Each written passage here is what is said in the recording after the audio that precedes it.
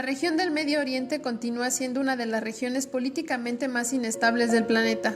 En estos días hemos observado un conflicto que involucra a Israel y a los pueblos árabes vecinos, en especial al pueblo palestino. Este conflicto formalmente se inició el 14 de mayo de 1948, cuando se creó el Estado de Israel basado en el sionismo, por lo que se trata de uno de los conflictos más antiguos de la segunda mitad del siglo XX. Es una crisis que enfrenta a dos pueblos pertenecientes a distintas civilizaciones que luchan por un mismo territorio. Sin embargo, existen otros factores que lo hacen más complejo, como cuestiones culturales, religiosas y económicas. Desde que comenzó la ocupación israelí en Palestina en junio de 1967, se han dado serias violaciones al derecho internacional. Hoy conoceremos este contexto, las causas y consecuencias del enfrentamiento entre Israel y Palestina. Buenas noches a quienes nos acompañan en esta emisión de Lo Marginal en el Centro. Bienvenidas y bienvenidos. El programa de esta noche platicaremos sobre los últimos acontecimientos de la guerra del Estado de Israel contra Palestina, mismos que surgieron después de la respuesta bélica del 7 de octubre por parte del grupo palestino Hamas, realizada en territorio ocupado por Israel. Para hablar de esta situación nos acompaña Nidia Egremi, quien es editora y analista de temas internacionales, internacionalista por la UNAM, especialista en geopolítica e inteligencia, investigadora periodística en Estados Unidos, Francia, Egipto y Marruecos, miembro del Centro de Investigaciones Geopolíticas en Energía y Medio Ambiente. Nidia, siempre es un placer contar con usted en Lo Marginal en el Centro. Bienvenida. Muchas gracias. Está también en este panel Ara Galán. Ella es historiadora y maestra en educación, doctora en pedagogía por la UNAM, realizó una estancia postdoctoral en el Colegio de México, es miembro de la Coordinadora de Solidaridad con Palestina y la campaña Boicot, Desinversiones y Sanciones. Ara, buenas noches, bienvenida a Lo Marginal en el Centro. Gracias, buenas noches. Comencemos entonces con este tema que nos reúne en esta ocasión. Comprender el conflicto bélico entre Israel y Palestina a profundidad requiere un estudio histórico más o menos amplio en el que no solamente entran en juego los intereses actuales de Palestina, los países árabes, Estados Unidos e Israel, sino también intereses antiguos de estados como Inglaterra o Francia. Y en parte por la larga existencia de esta lucha es que entender su manifestación actual con precisión se vuelve un tanto complicado. Conscientes de esta complicación, quisiera preguntarte, Ara, ¿cómo explicarías tú el conflicto entre Israel y Palestina actualmente?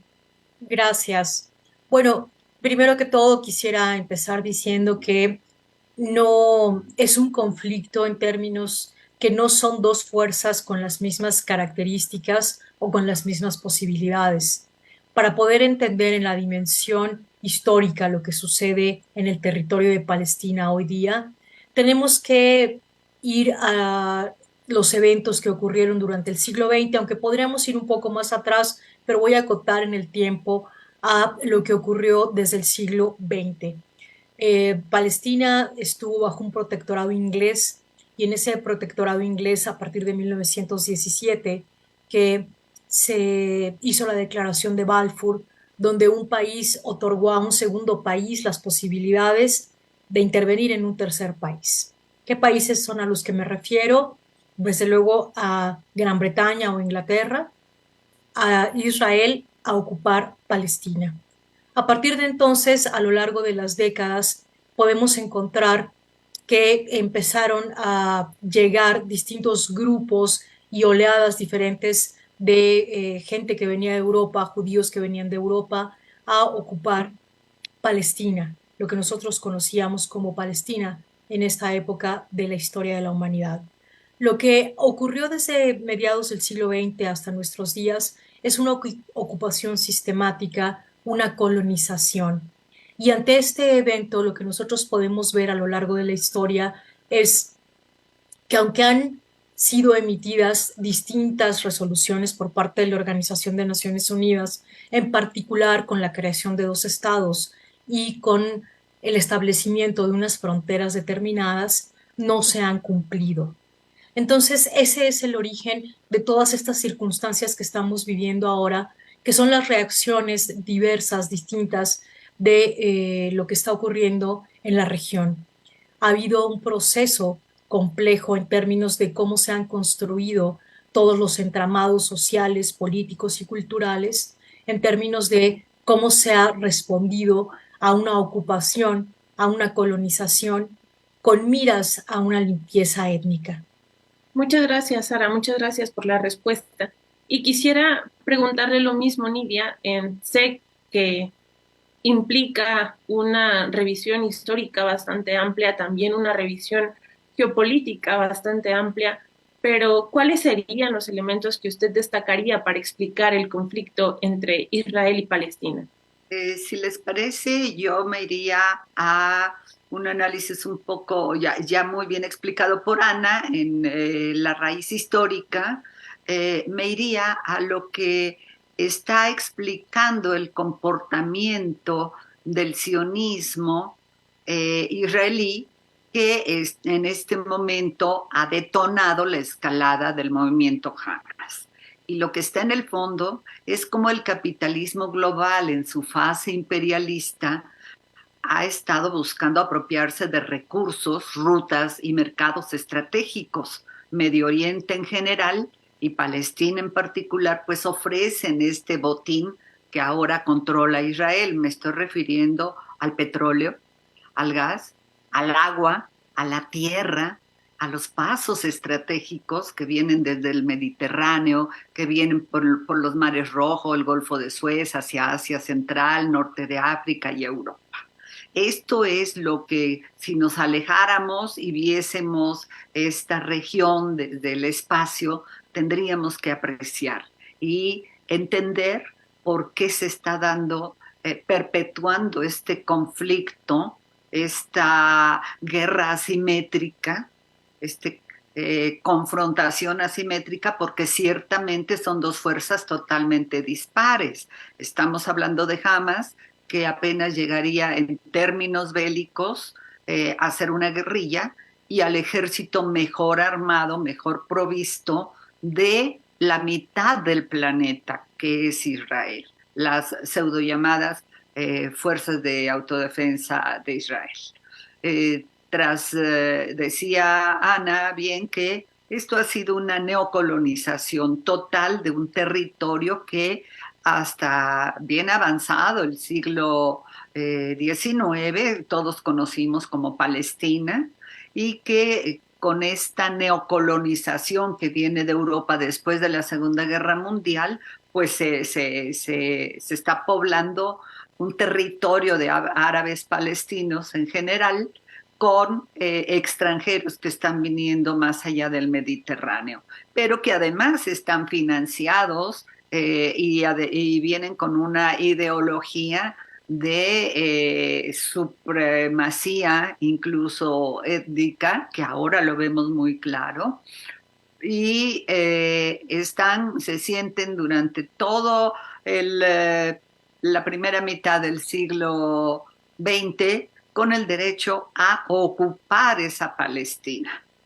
¿Qué pasa? Hay movimientos de reivindicación, hay una resistencia, evidentemente, que se fortalece hacia ya las últimas décadas del siglo XX. Se hacen los famosos acuerdos de Oslo de 1993, a donde se decide una forma de autogobierno palestino en dos territorios. No se le concede el Estado, que desde 1948 estaba fijado.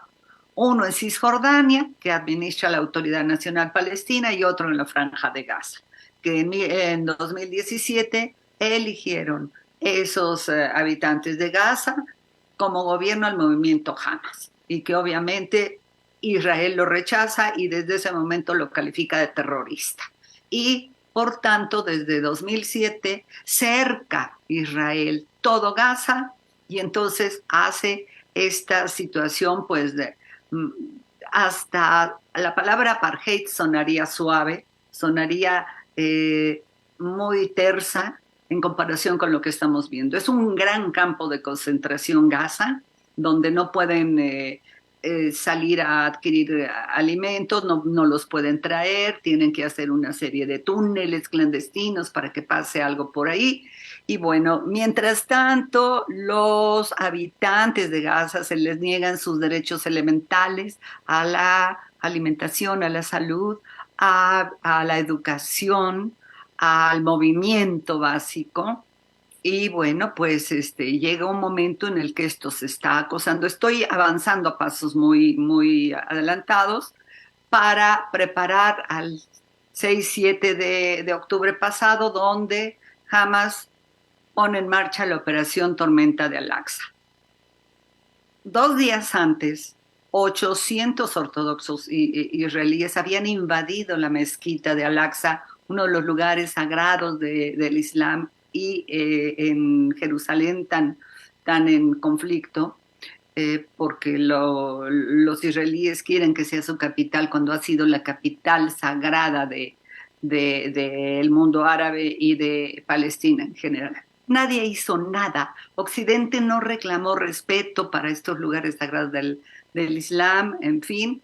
Y los palestinos, que llevan décadas en resistencia pacífica con métodos pues no violentos como el boicot que mencionaba Ana, a no adquirir productos agrícolas de los territorios ocupados, de donde se les han arrancado sus terrenos, sus casas, sus olivos, a los palestinos, que se les ha echado cemento a sus fuentes de agua, que se les han tirado los olivos. Bueno, pues esa resistencia no ha sido suficiente. Se siguen violando los derechos humanos y Hamas lanza la operación Tormenta Al-Aqsa. No es casual la fecha.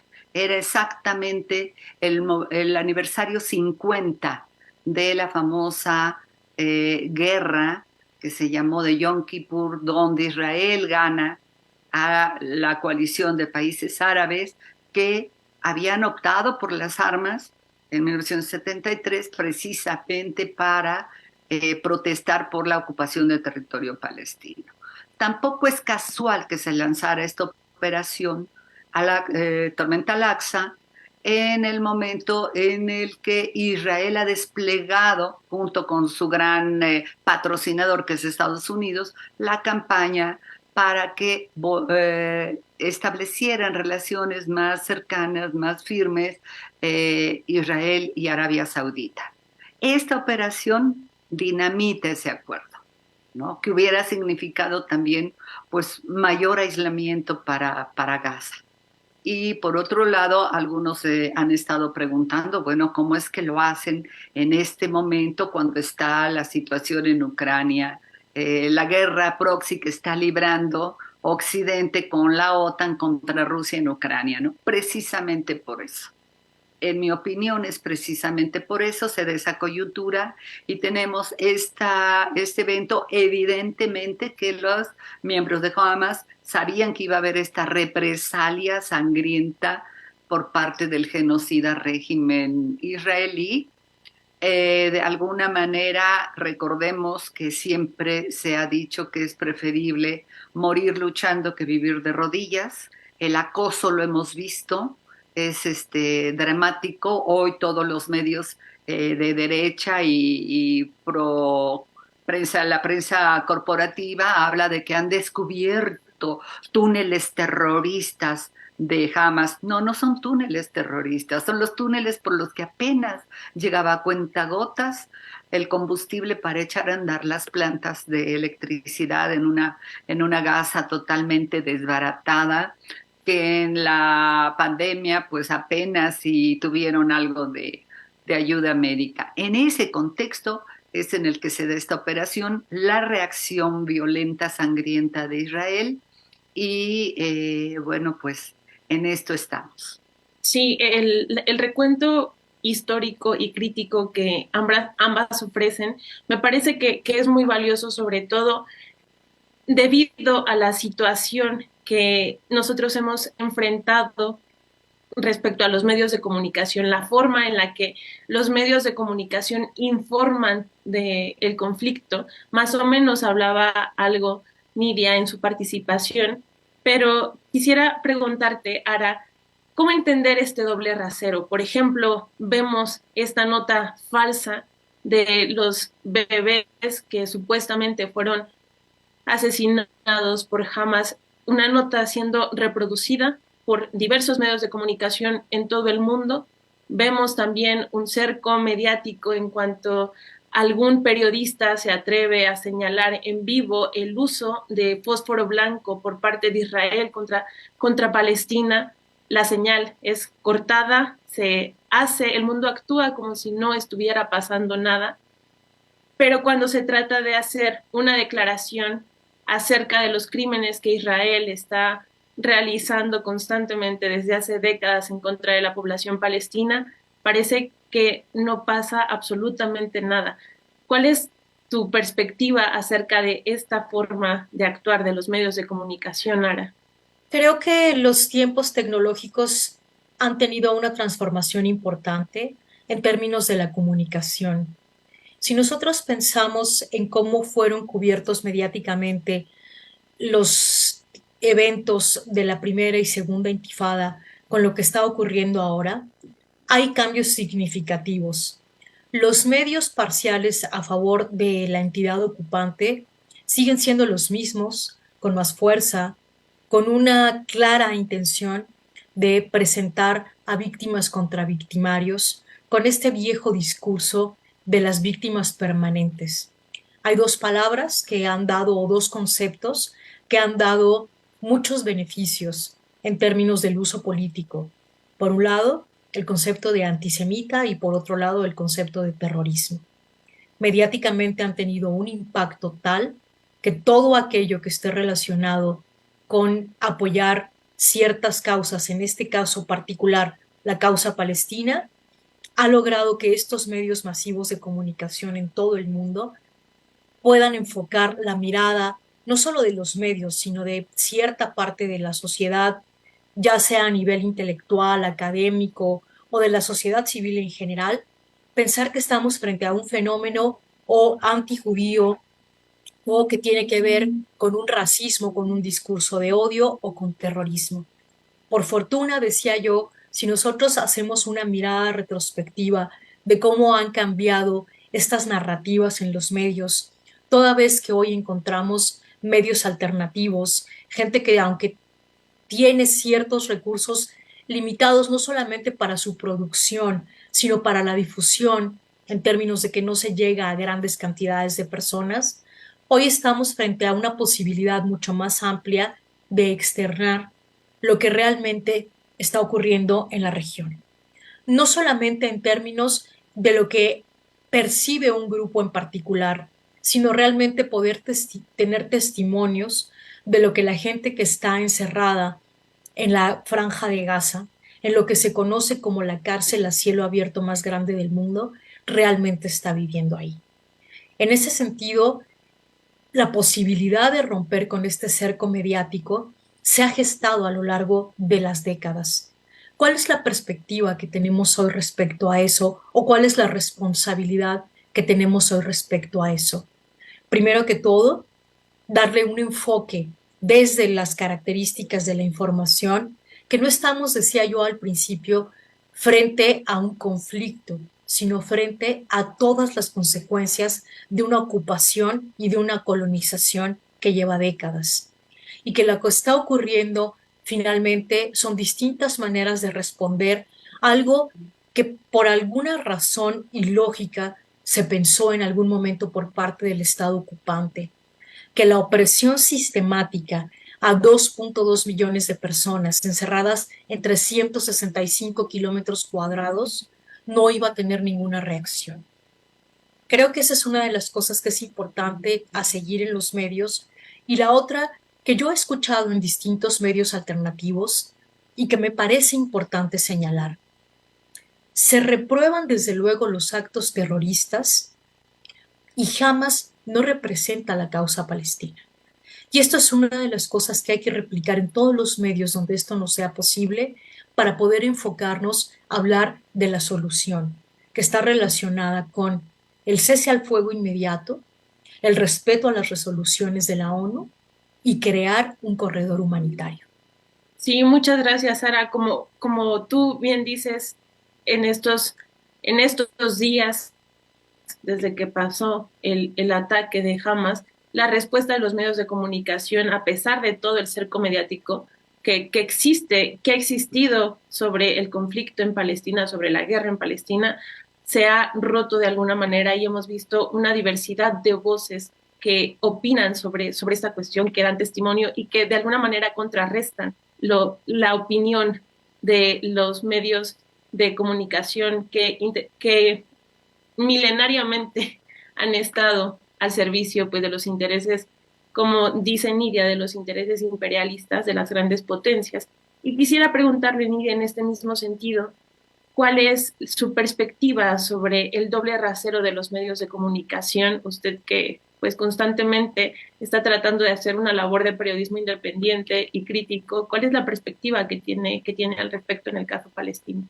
Lo primero que hemos pensado a partir de la lectura que nos dan fundamentalmente la prensa corporativa es cómo se han apropiado de las expresiones de los pueblos que luchan por su liberación nacional.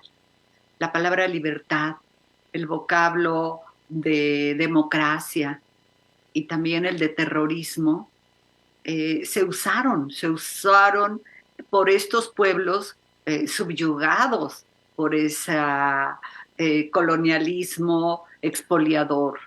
Y en el caso particular de la situación de ocupación israelí en Palestina, se ha usado y se ha explicado su contenido de la expresión terrorismo de Estado.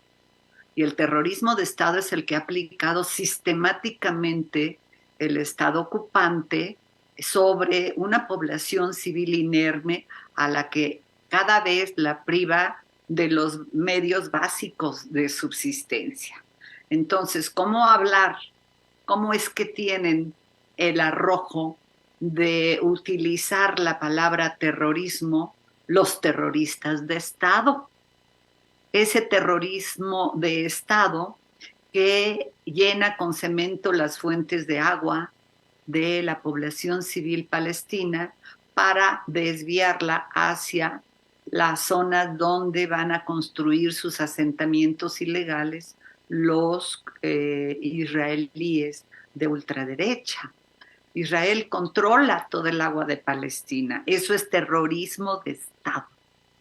Si no lo aclaramos en este momento, como bien hemos estado hablando aquí, efectivamente las nuevas tecnologías de la comunicación nos permiten difundir ese gran contraste entre la verdad y la falacia, entre esa narrativa que apela más a las emociones que a la razón y a la verdad, como todas las guerras de cuarta y quinta generación diseñadas precisamente para socavar a las sociedades, dividiéndolas con medias verdades y medias tintas. Efectivamente, también Israel ha manipulado siempre su tragedia, como la del Holocausto en la Segunda Guerra Mundial. Pero eso no justifica de ninguna manera la ocupación, el régimen de apartheid con gran saña sobre los verdaderos dueños de la tierra.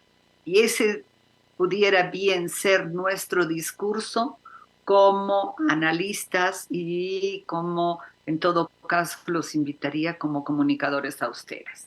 El pasado 7 de octubre, o unas horas después de la escalada de Hamas, la vocera del Consejo Nacional de Seguridad de Estados Unidos, Ariel Watson, declaraba que Estados Unidos condenaba inequívocamente los ataques no provocados de los terroristas de Hamas contra civiles israelíes. Quiere decir que hay ataques provocados, ¿no? Dando a entender que Vietnam, Libia, Irak, Siria misma habían sido ataques provocados por quién. Llevamos, ustedes, que son la generación más reciente, llevan toda su vida viendo a Estados Unidos interviniendo en otros países, socavando toda gobernabilidad y dejando aquello convertido en una desgracia, verbigracia a Libia. Pero nosotros llevamos prácticamente toda nuestra vida viendo cómo Israel, auspiciado y patrocinado por sus aliados occidentales, cometen esto mismo. Entonces, sí es un terrorismo premeditado, calculado, frío, con una vis geopolítica muy definida, tanto así que no en balde Volodymyr Zelensky ha expresado ya su apoyo unilateral a Israel y afirmó que es el derecho a la autodefensa que tiene Israel y que es incuestionable. Yo le preguntaría, la verdad, desde aquí, si opina que Rusia y los rusos en el Donbass también tienen ese derecho. Ese es el abuso, el manoseo de los vocablos que no podemos ya permitir que se estén utilizando por parte de los violadores del derecho internacional. Sí, muchas gracias. Ambas perspectivas me parece que son muy clarificadoras y que contribuyen precisamente a la construcción de una postura racional respecto a lo que acontece en Palestina. Y quisiera terminar, Ara, el programa preguntando sobre algo que mencionaste en tu participación que tiene que ver con cómo considerar los actos de Hamas y en qué medida estos representan al pueblo palestino, representan la causa palestina. No sé si quisieras ahondar en esto que mencionaste rápidamente, pero que creo que es muy importante para matizar el conflicto y contribuir a construir una posición al respecto. Gracias. Qué pertinente pregunta para cerrar la entrevista, que creo que da una perspectiva importante. Sobre la pregunta anterior y los medios de comunicación corporativos y también algunos independientes, para centrarse en lo que está ocurriendo de manera permanente, constante e ininterrumpida en la región de Palestina, solo voltean los ojos y las cámaras hacia ahí cuando ocurren circunstancias como esta, donde levanta la voz el Estado ocupante diciendo nosotros somos agredidos. Y aquí es importante señalar algo, y lo hemos dicho no solamente desde la solidaridad con Palestina, sino lo ha hecho también observadores de derechos humanos, lo han hecho sociedad civil, lo ha hecho incluso la Autoridad Nacional Palestina. Hamas no representa a Palestina. Hamas es un grupo que, aunque tuvo el poder desde el 2007, hoy esa elección ha perdido vigencia y las circunstancias en el terreno han cambiado. Desde luego que ningún acto terrorista tiene el apoyo o el beneplácito de nadie que lucha en favor de la causa palestina. Quisiera centrarme en qué es la causa palestina y quiénes trabajamos por construir la paz y la justicia en la región.